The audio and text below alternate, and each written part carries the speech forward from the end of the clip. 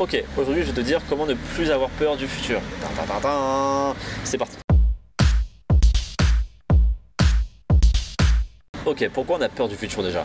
On a peur à cause des probabilités qui pourraient t'arriver. On a peur à cause de l'ego qui te met des petites doigts dans ta tête, qui te dit ah il pourrait se passer ça, ah si tu vas là-bas il va peut-être se passer ci. Genre tu vas te dire ah putain j'ai peur qu'elle me quitte, ah j'ai peur qu'elle me trompe, ah j'ai peur de perdre mon emploi, du coup j'ai peur de pas avoir d'argent pour payer le loyer, j'ai peur d'être gros quand je t'ai vu, et j'ai peur de vieillir d'ailleurs, oh putain j'ai peur d'être finir sous un pont, j'ai peur de... Voilà. C'est complètement irrationnel parce que c'est ton ego qui parle. Pourquoi? Encore une fois, je te le répète si tu n'as pas vu cette vidéo, mais je t'invite à aller voir cette vidéo qui parle de l'ego. Ce dernier qui est dans ta tête, c'est la petite voix dans ta tête qui va t'empêcher de faire les choses, qui va te dire non ne fais pas ça parce que peur. Il va justement t'envoyer ses émotions négatives, ses ressentis, ses idées négatives pour que tu restes dans le moment actuel. Pas présent, actuel. Parce que le moment actuel, tu vois là, bah je suis en vie. Alors tout va bien, mon corps il n'est pas en panique, je stresse pas, il n'y a pas de danger ou quoi. Là mon ego il est bien parce que là je suis dans une situation qui est stable. Je suis dans une stabilité de survie. Donc lorsque tu entreprends une action de courage, une action qui te sort de ta zone de confort, genre là si je par exemple, si là il y a une fille là-bas, si je vais la voir pour lui parler mais je me mets à poil en plus pour lui parler, bon voilà, un confort total, mon ego il va se dire wow, tu fais quoi là, tu vas finir en tôle, tu vas finir peut-être, elle va avoir un couteau, va te couper les couilles, tu vois, je vais me dire plein de trucs dans ma tête parce que l'ego il va te dire non, là je suis stable, là-bas je ne suis pas stable, donc reste là, arrête tes conneries, reste sage et reste à ta place surtout. Ça c'est l'ego qui te parle et c'est grâce à lui, enfin plutôt à cause de lui que tu as peur du futur parce que c'est lui qui va faire en sorte que tu restes dans la stabilité, dans la survie actuelle. Mais au final, ne plus avoir peur du futur, c'est justement ne pas écouter sa petite voix interne. Bon, je vais pas aller parler à cette fille les couilles en l'air, hein, c'est un peu extrême, mais par contre, lorsque tu as peur dans un domaine, que ce soit parler aux filles, parler je sais pas, dans un lieu public comme je suis en train de le faire, parler devant un public tout simplement, genre en conférence, demander une augmentation à ton patron, entrer dans une nouvelle salle de sport, toutes les actions qui te font peur, le meilleur moyen de ne plus en avoir peur, c'est justement d'agir, c'est de répéter l'action. Parce qu'au final, ça rejoint un peu le thème de la confiance en soi, cette histoire. Qu'est-ce que la confiance en soi?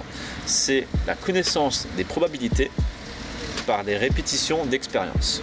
Lorsque tu entres dans une salle de sport, la première fois que tu vas entrer, tu vas dire oula, je connais personne ici moi, je suis un peu en inconfort, j'aime pas trop ça. Tu vas te dire ça.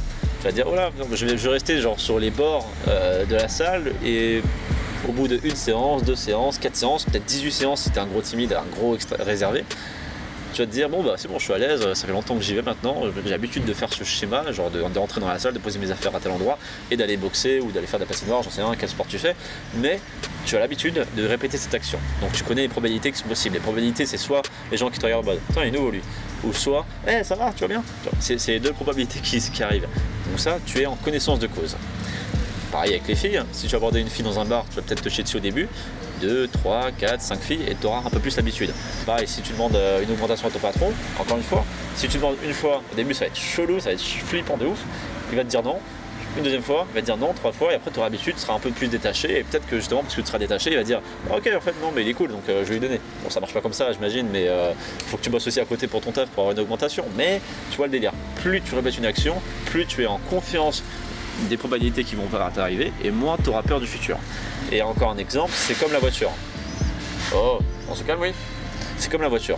Maintenant, tu prends ta voiture, tu vas au boulot et bah voilà, tu roules.